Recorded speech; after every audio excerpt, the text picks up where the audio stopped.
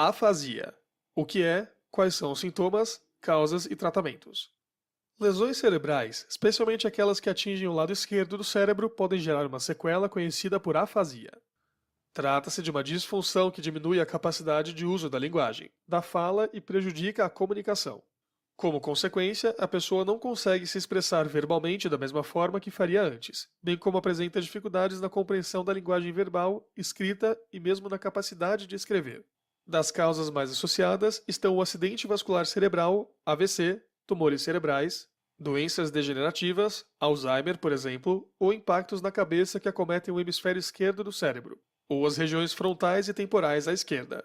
Essas são regiões onde estão, na maioria das pessoas, as redes neurais associadas às funções da linguagem. Há dois grupos principais de afasias, divididos pela fluência do discurso do paciente. Afasias fluentes. Pessoas neste grupo são capazes de falar com facilidade e fluência usando frases longas e complexas. Às vezes, as frases podem não fazer sentido no contexto da conversa ou podem usar palavras incompreensíveis, incorretas ou desnecessárias. Nesse tipo, os pacientes geralmente não entendem o que está sendo conversado e nem sempre percebem que as demais pessoas não os compreendem. Afasias não fluentes.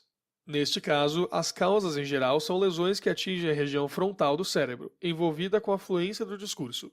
Pacientes com esse tipo de afasia têm dificuldades para se expressar e achar palavras, às vezes omitindo-as e falando frases muito curtas. Mas podem entender o que as outras pessoas dizem e estão conscientes das próprias dificuldades, o que gera sintomas como frustração ou irritação. O paciente pode apresentar também fraqueza ou paralisia do lado direito do corpo.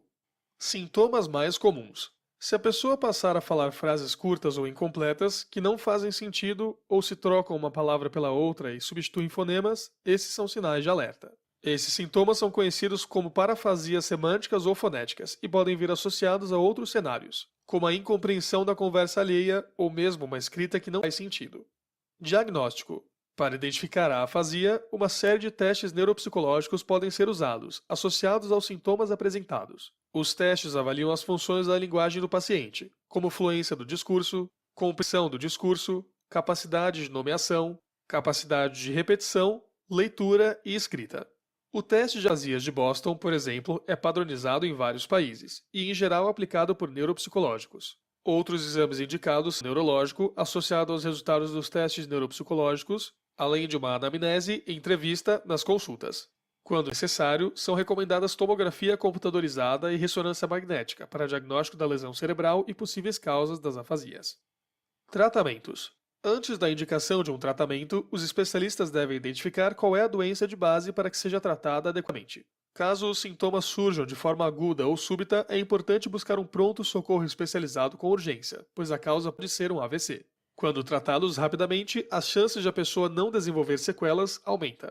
Para as afasias, o tratamento envolve programas de reabilitação da linguagem, principalmente a partir da fonoterapia. A partir disso, o paciente pratica as habilidades linguísticas e diminui as deficiências com outras formas de se comunicar. A participação da família pode ajudar na reabilitação.